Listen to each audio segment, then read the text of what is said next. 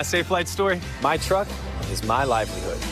So when my windshield cracked, the experts at Safe Flight Auto Glass came right to me. Hi, I'm Adrian. Oh, thanks for coming. With service I could trust. Right, girl? Safe Flight Repair, Safe Flight Replace. Whoa. Is this real gold? Where'd it come from? You know, I'm not sure. Who's Peter Samuel? Daddy. Repair, Safe Flight Replace. Yeah? Who's Peter? You know, I'm not sure. Well, sweetie, he's your great-great-grand. Who's Peter Samuel? Does he look like me? Daddy. Repair, Safe Flight Replace. Always Who's Peter? Stories you know, I'm to share. Who's Peter? With ancestry. You know, I'm not sure. Well, sweetie, he's your great-great-grand. Who's Peter Samuel? Does he look like me? Daddy. Repair, Safe Flight Replace. Always Who's Peter? Stories you Football game I've ever seen. NFL Game Day Prime, tonight after the Super Bowl, live on NFL Network. Did you know 1 in 6 kids in the U.S. faces hunger? From FuelUpToPlay60.com.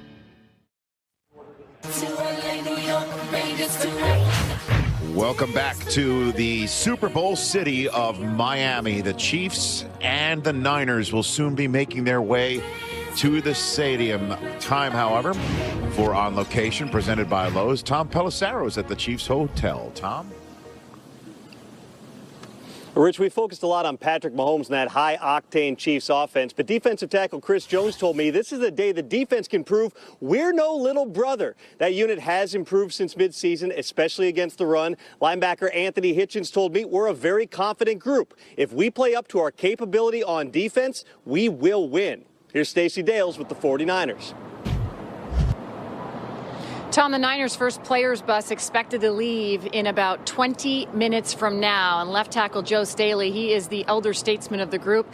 He has been to a Super Bowl. His message to the young players, strike when the iron is hot. You never know when you'll have an opportunity with a group this special. And he reminded me this week, the Hall of Famer Steve Young addressed this team, and his message, grab the moment. And we've seen a lot of great championship moments over the years in the National Football League and beyond. Unitas gives to Amici. The Colts are the world champions.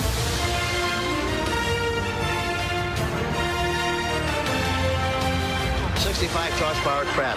Yes, sir, boys. Steve Van Buren, game-winning touchdown.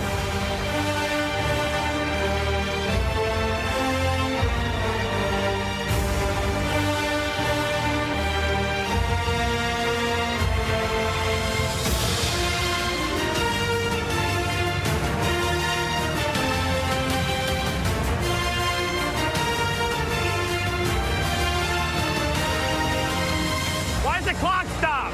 We have a power outage here at the Superdome. No good. He came up 1 yard short. Star takes the snap. He's got the quarterback taken. He's into the touchdown. Diving for it. I caught it. I caught it. Coach Johnson caught. Touchdown. Old man Willie. He's going all the way. An amazing play by James Harrison. Yes, William Perry has scored the Super Bowl. Philly special. And it is a touchdown by Nick Foles. He is having a dream day for a quarterback. Most valuable player. Montana steps up, throws. Sanriu makes the catch. Santonio with a touchdown. What a finish to an unbelievable Super Bowl. Oh, maybe they're going to win this thing.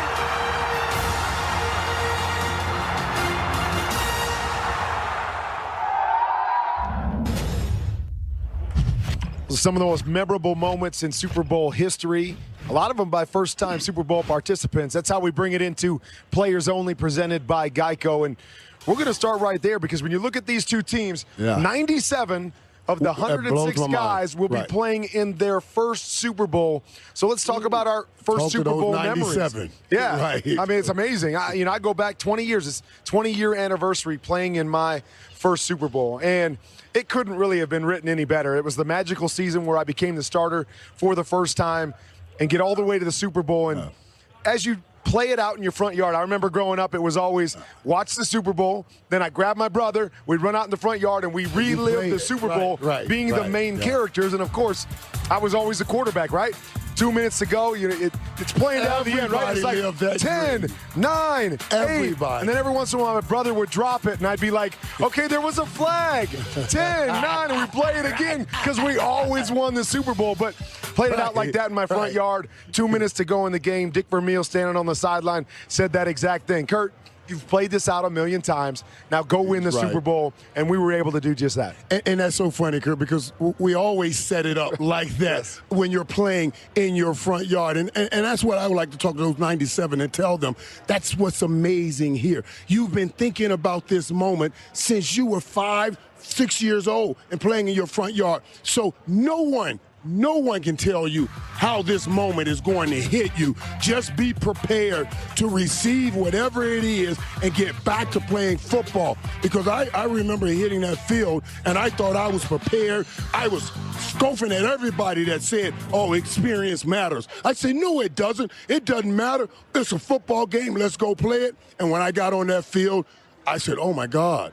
I didn't expect this. It did matter. You're going to have to receive what's happening to you, catch your breath, and get ready to play some football early in this game. Let's go out to Mike Robinson. I forgot to bring in our guys from the South Beach set. Oh, yeah, the South Beach set. Mike What's up, y'all having a whole discussion. I know. Y'all having a whole discussion. Ain't any talk about it. My bad. I forgot about you guys laying back on the beach. Yeah. Steve Smith, Michael Robinson. Nice over here, man. Take us away. Tell us about your first Super Bowl experience.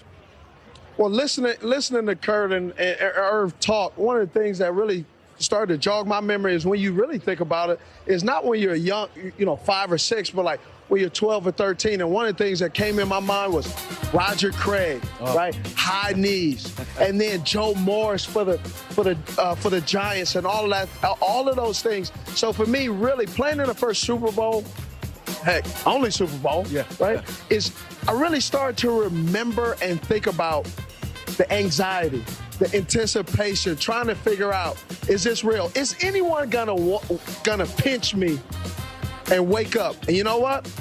When Adam Vinatieri hit it, that field goal. Yeah. Somebody pinched you there? They pinched me and woke me up. You woke up? Look, there it goes, look. And after that, do you know, to this day, I have the video that was the CD or the DVD for that game, and the audio plays all the time when our network watches it.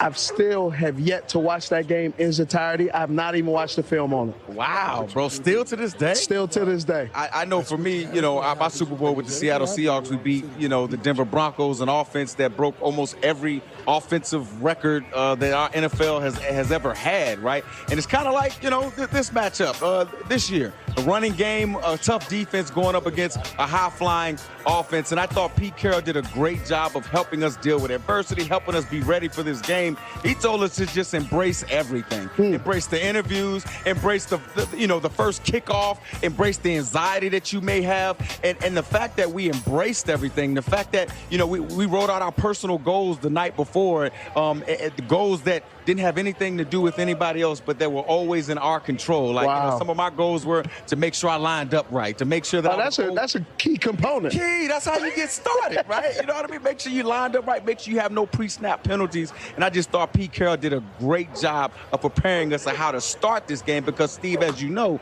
whoever can make this game a game first, a regular game, and not a spectacle, has the advantage.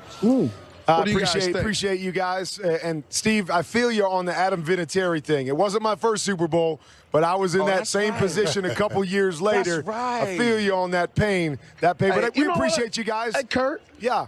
Kurt. Oh, look, now he's trying to hang up on us. Adam Vinatieri has silent assassined a lot of us on TV right now. Yes, he has. A little shot of South Beach right there. You guys are hanging out with them somewhere, aren't you? Coming up on NFL Game Day Morning. It's a coaching reunion when Mooch catches up with old friend Andy Reid in KC. What would it mean to this city to bring back the Lombardi Trophy? Oh, it'd be unbelievable. And up next, Patrick Mahomes tells Deion Sanders about his all-star battle with Super Bowl vet Richard Sherman. Obviously, I'm going to have an eye on where he's at, but I think with our offense, it's about just going through the progression and doing what we do. Next on NFL Game Day Morning.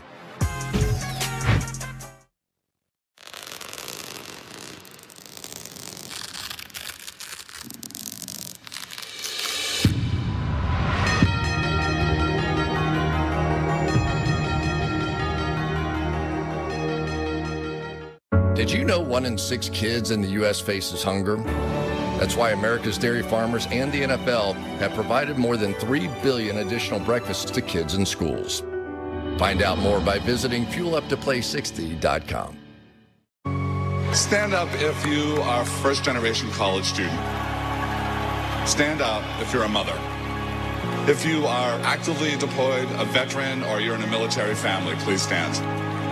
The world in which we live equally distributes talent, but it doesn't equally distribute opportunity, and paths are not always the same. I'm so proud of you, Dad. I will tell you this, Southern New Hampshire University can change the whole trajectory of your life. Grubhub, America's leader in food delivery, just got better. I do my hair talk, check my nails. Baby, how you feeling? Introducing Perks, millions of dollars in deals and free food nationwide. Download the Grubhub app today and get free delivery on your first order.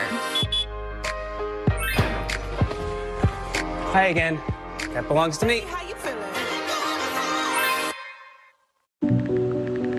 Today, your information is more exposed than ever. When you shop, that belongs to me. Bank, or browse online, you're vulnerable to cybercriminals. Today, your information is more exposed than ever.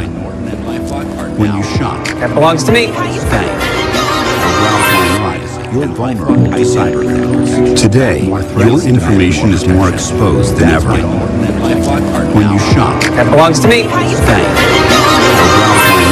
you're vulnerable to cybercriminals. Today, your information is more exposed than ever. When you shop, that belongs to me. Bank, you're vulnerable to cybercriminals. Today, your information is more exposed than ever. When you shop, that belongs to me. Bank, you're vulnerable to cybercriminals. Today, your information is more exposed than ever. When you shop, that belongs to me. You're vulnerable to cybercriminals. Today, your information is more exposed than ever. When you shop, that belongs to me. You're vulnerable to cybercriminals. Today, your information is more exposed than ever. When you shop, that belongs to me.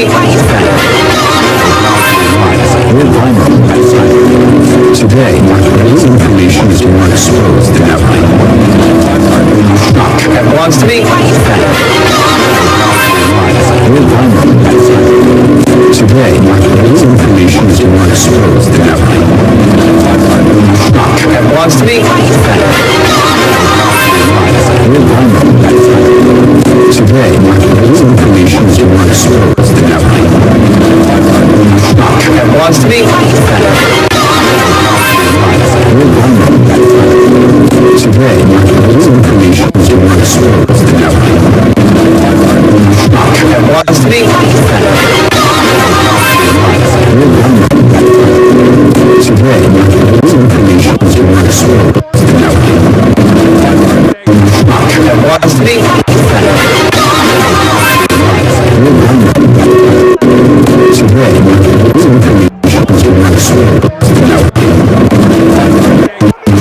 That belongs to me. You're vulnerable today. Your information is more exposed than ever.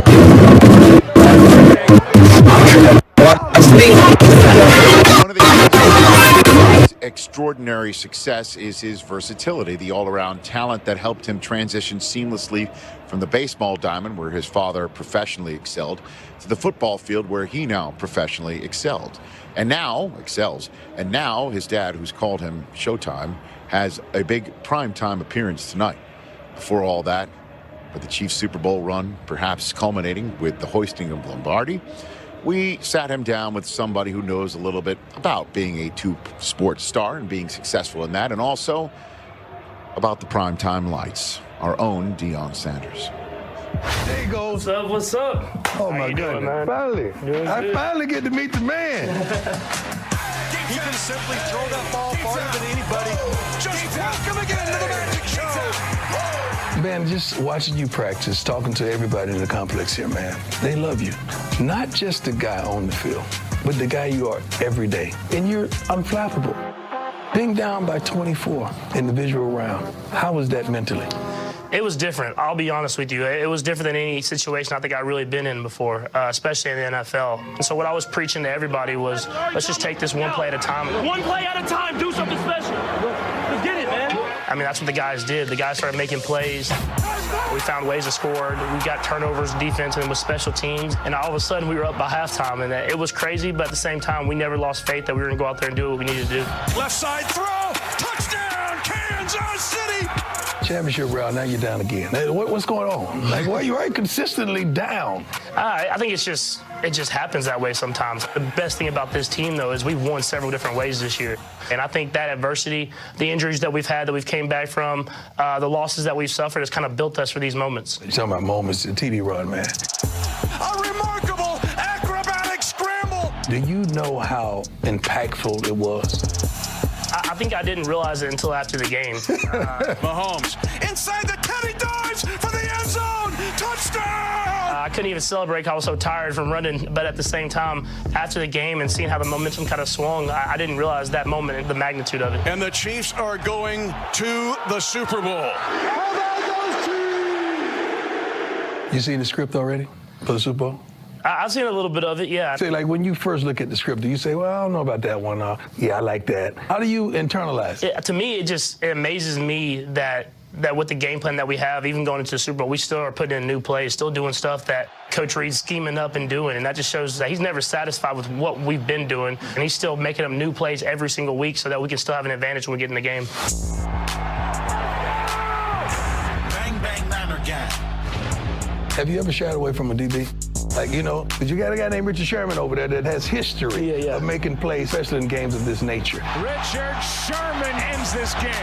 Obviously, I respect Sherman. I'm going to have an eye on where he's at. But I think with our offense, it's about just going through the progression and doing what we do. When you get on that field, I need everything you got all game long. Yes! We're going to dominate. We're going to play together. We're going to find a way to win. You know what I love about you, man? It's the first time I sat down with you. I could hear the baseball player. The thing about baseball players, you can't get up, you can't get down.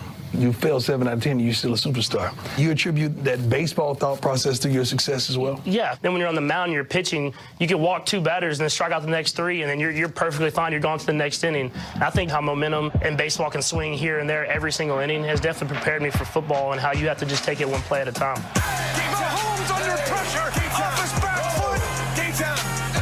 It's been 50 years since the Chiefs played in the darn Super Bowl, man. Greatest day in the history of Kansas City.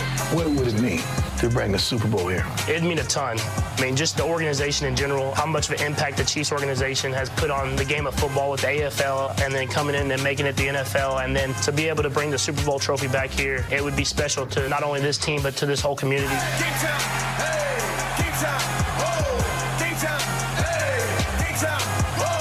Tell Mom and Dad I said hi, man. They've done a very, very good job. I will, for sure. God bless you, my man. I appreciate you.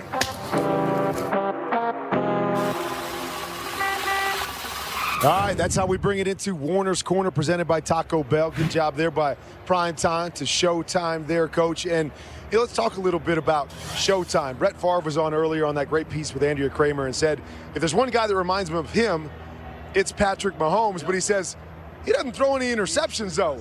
He sure doesn't, 17 in 2 years, okay?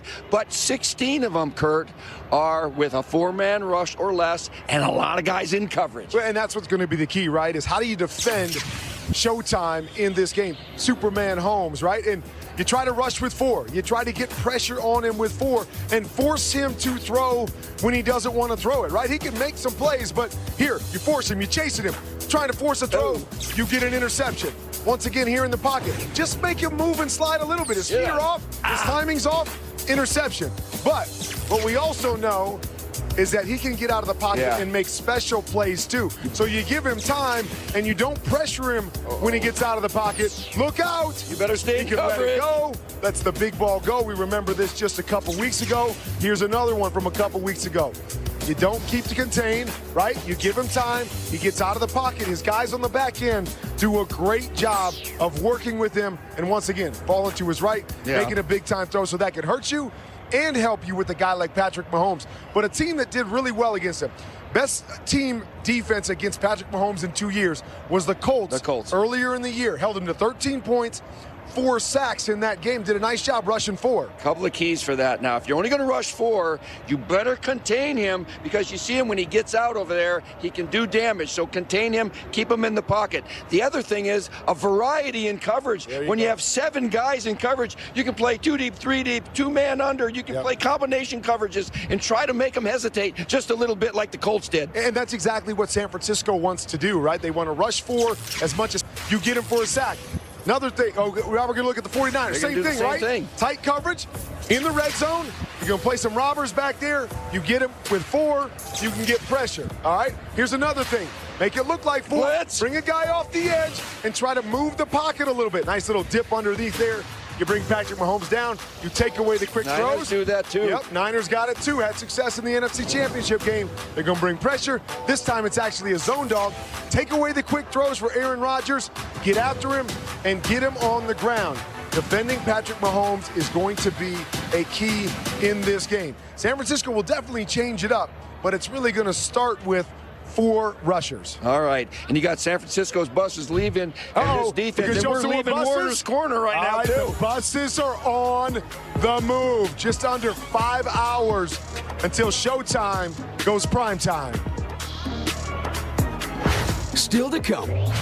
Both teams are built for success, but which one is more likely to launch a dynasty tonight? The Chiefs or the Niners? And Modern Family star and lifelong Chiefs fan Eric Stonestreet joins us to explain what a victory tonight would mean for Kansas City. That's next on a Super Bowl edition of NFL Game Day Morning. Today's Warner's Corner is brought to you by Taco Bell's Nacho Fries.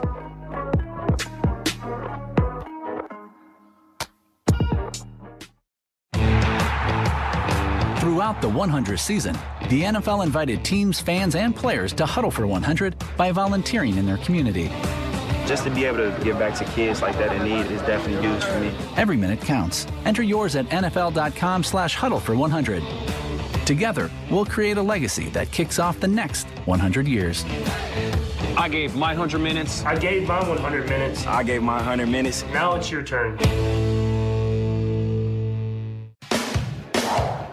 Simply irresistible.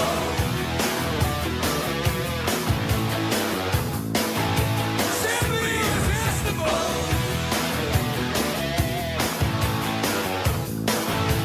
Simply irresistible. Applebee's new Irresistibles, now starting at $7.99. Now that's eating good in the neighborhood. I really wanted to see how I could help the inequality in our education system.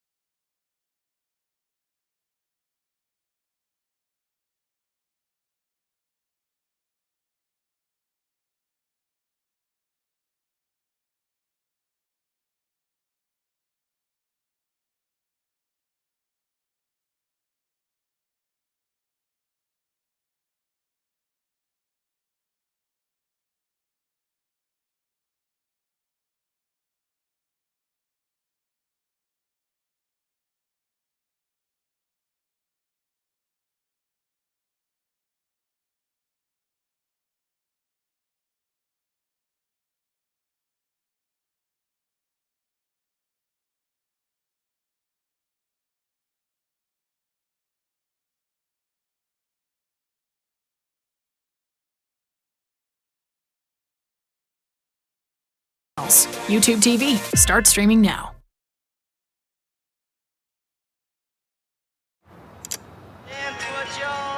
Okay, campers, rise and shine. It's Groundhog Day. And don't forget your booties, because it's cold out there today. Phil? Every NBA team has a player that they depend on to score a bulk of their points, and without this player, their team is good at scoring and probably wouldn't win all the games that they do.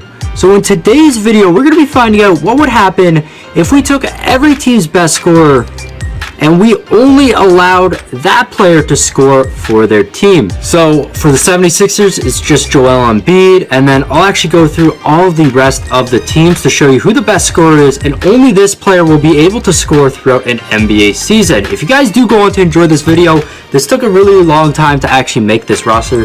Definitely smash that like button. Let's go for at least 2,500 likes in this video. I know you guys can smash it because you guys do great when I actually set like goals. So let's do 2,500 likes and subscribe to the channel if you're new. But without further ado, let's go through each team and see who their best scorer was.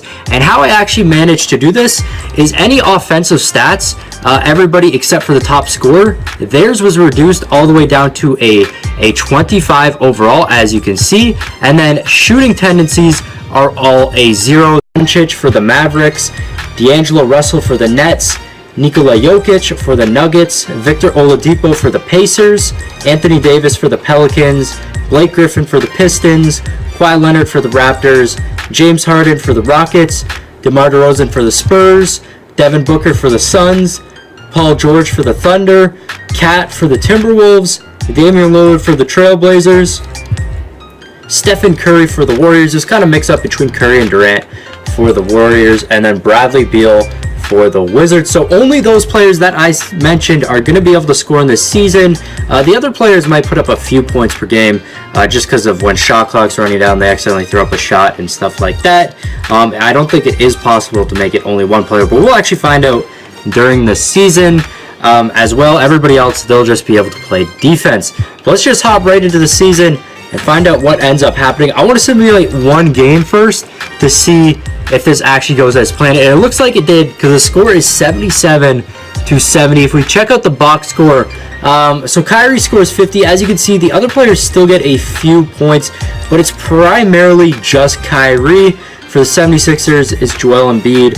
Even though I did turn down all those stats and everything, players are still going to get a few points, which is kind of unfortunate, but this is as close as we can get. Also want to see if any NBA records are going to be broken for scoring or anything like that. But let's just move on and get to the end of the season, see what ends up happening. Okay, so we finished the season, and check out how many points Stephen Curry averaged. 56.3 points per game, which I believe will beat Wilt Chamberlain's record in a season. 5.5 rebounds, 2.6 assists as well. So he's still, other players were scoring, of course.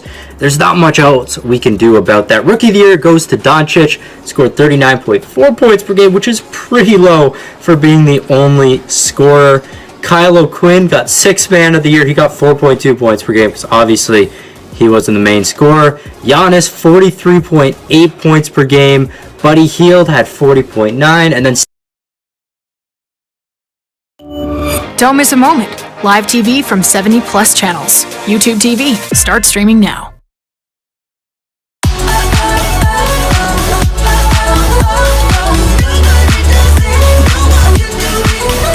Kronos, HR solutions for the modern workforce and the people who support them. Steve Kerr with Stephen Curry going 68-14. So it looks like Curry is doing the best this season. Again, it also depends on position and how you match up against other players. Curry, great at shooting threes, but he had an amazing season, 56.3 points per game. Him, Lillard, Kawhi, Giannis, they're all gonna, I guess the All-NBA teams don't matter too much because you're gonna get 15 players on here. But let's just hop right into the stats and see who all made playoffs. So let's go over to standings first. Check out the conference standings. In the East, it's gonna be Bradley Beal at the top. Then we got Kyrie Irving. We got Kemba Walker, Joel Embiid. So here we are on NBA records. So going over to season stats, it looks like everybody during this season actually gets on there. Lillard with, of course, the highest. This is George would have done a little better at scoring, but I mean, Kyrie's got the dribble moves, he can shoot. He's just a great player. He averaged 58.2 points per game in the finals there, shot 4. James Harden is this year's MVP front runner. Also, he has the best beard in the NBA. So maybe that is why he's doing so good. Probably not, but in today's video, we're going to be seeing who's better, players with beards in the NBA or players with no beards. And in order to qualify for the beard team, you need a full beard. You can't have anything that Kevin Durant's growing, where they can only grow like a goatee because they can't grow a full beard. So starting off and going over our team of players with beards, we actually downloaded a roster called the Graybeards, because of course they got beards, so we had to get a team that had beards in their name. But anyways, going over our beards roster, we got LeBron James, the highest overall player in the game, also arguably the best player in the league right now. There's some young guys coming up. We got James Harden, who's known for his beard. We got Stephen Curry, who used to be the baby-faced assassin, but now he's got a beard, so he gets to move up a little here. We got Kawhi Leonard, Anthony Davis, Paul George, another MVP favorite right here, Kyrie Irving, Joel Embiid. In his picture, he only has a goatee, but in real life, he does have a full beard now. We got Karl Anthony Towns, Rudy Gobert, Kemba Walker, Klay Thompson, another guy who only has a goatee here but now has a full beard in real life. DeMarcus Cousins, Blake Griffin, who has no facial hair in the game but has a full beard in real life. And last but not least, we got Ben Simmons, who probably won't even be playing. These bottom guys probably won't play at all in the game unless there's a lack of positions, but there really isn't, especially for centers. Up next, going over to our team with no beards. They're going to be called the baby cakes because they got those baby faces. And this is going to be guys that are either clean shaven or they only have like a goatee because they're not actually able to grow a full beard. Starting off though, we got Kevin Durant. Then we have one of the favorites for MVP, Giannis, the Greek Freak. Then we got Nikola Jokic. Then we got Russell Westbrook, Damian Lillard, Jimmy Butler, Donovan Mitchell, Victor Oladipo, Luka Doncic, Nikola Vucevic, the other Nikola, Bradley Beal, Al Horford, Tobias Harris, and DeMar DeRozan. So that's going to be our team with no beards. So there's great players on each team. Leave your comments down below on which team you think is actually going to take this. We're going to go into a 5-minute game, see who wins, and then I'll also do a 7-game series with these two teams facing off against each other. But anyways, let's get into the game first. So here we are getting into the game. Just a few things before we start though. This is going to be played on Hall of Fame difficulty. As well, I will not be playing in this game at all. It's going to be CPU simulated. Let's find out what happens here. This arena actually looks very nice, so good job on whoever did make this. So the team of players with beards are going to start off with the ball. I wish I could have gave everybody beards on the beard team, the ones that don't actually have one. Now here's LeBron inside, going to be no good on the first possession. Giannis on the fast break. Jimmy Butler going to get that easy layup right here. Team no beard going to start off. Beard falling behind here. Let's see if Kawhi spin move inside, and it's good to go. Is that over Kevin Durant, I believe? Kawhi Leonard from 3. It's going to be good to go. So nice lead to start off for the team beard here. Green by Jokic. Jokic also open on the 3-point line, but Westbrook could have taken it himself, and they end up getting the ball back. Here we go, Westbrook inside again. This time he's going to hit. Probably like 3 of the top 5 guys are on that team. Jokic from 3, and he's going to sink the 3 to tie the game. Here we go, Giannis inside. Jimmy Butler blocked by, who was that? Was that Jay? Did you know that Verizon 4G is faster than T-Mobile's 5G? 4G faster than the 5G? Should we test it out? James Harden that got the block. LeBron mid-range shot is good to go. Kevin Durant with the and 1 on LeBron James. He can take a 3-point lead here. Still, the game's super close. Nobody taken over yet. Few substitutions coming into the game, though. And really, I mean, the starters are evenly matched. It's going to be about how well their reserves are. Harden from 3, going to be no good. Vucevic with the board. And now Team Giannis, the fast break. Giannis with the nice bucket there. And he's going to get them up to a 5-point lead. And Harden wide open from 3, going to brick again. Team No Beard, Lillard wide open from 3. He's going to hit that shot. And they have a 9-point lead now. Team No Beard started to take over here. Beard's got to start scoring. 5 seconds left on the clock. Giannis down low, going to fade away, and he hits that shot. So we're going to keep this 9-point lead. Beards do have one last chance to score, and that's going to be no good. So a 9-point lead at the end of one for Team No Beard. They're looking good. Looking like they're the ones that are going to win this. Here we go, Giannis down low to Lillard. Nice cut right there. And they have a double-digit lead here now. Bradley Beal looks so weird at number 30. Nice steal by Kawhi Leonard. Then get this lead down a bit here. Curry wide open. And one for Stephen Curry. Then get this game within 6 points now. Here we go, the lob. That was an awful lob attempt. And now the Beards, another chance to bring it back. LeBron James inside, blocked by Durant though. Good defense right there. We got Jimmy in the corner, not going to take that by playing really tight. And Jimmy going to fade away. Ends up hitting the shot. Here we go. A steal by Jokic right there. Not going to get this fast break though. Bradley Beal kind of fumbled the ball a bit. Durant inside. And the lead is back up to 8 points. They almost have another double-digit lead. And look at this. Paul George is wide open from 3. And just like that, the lead is cut down to 3. It just went from an 8 to 3-point lead. And then Anthony Davis with a nice steal.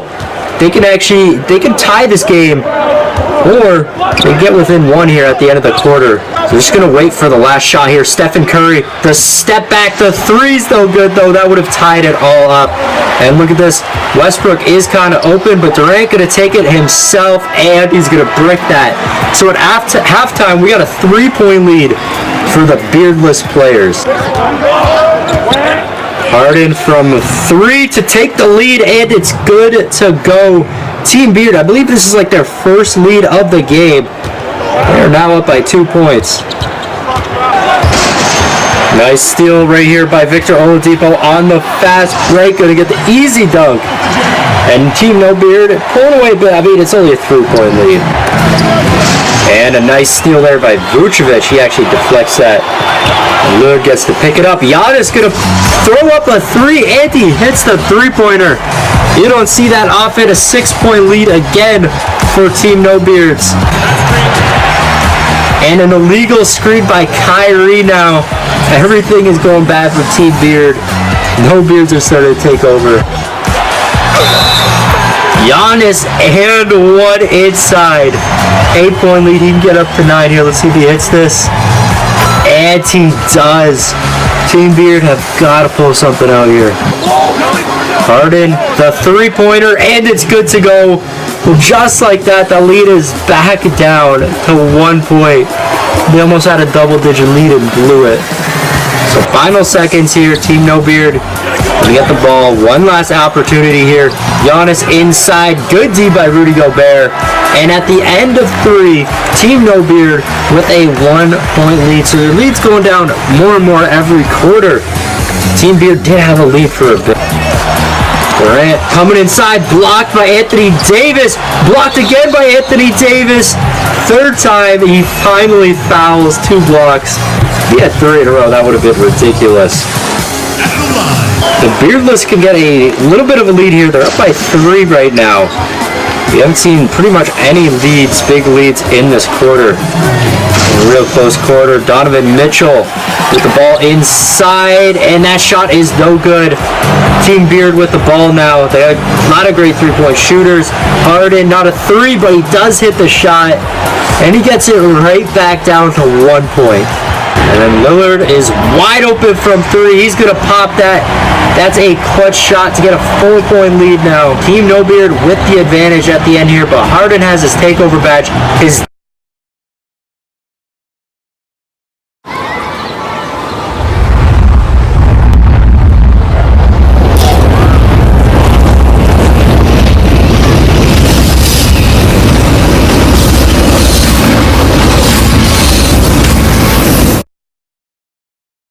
double step back, and that's no good. So now Team No Beard trying to get an even bigger lead here. If they can score one more time, this might actually close out the game. A minute, a 6-point lead would be huge.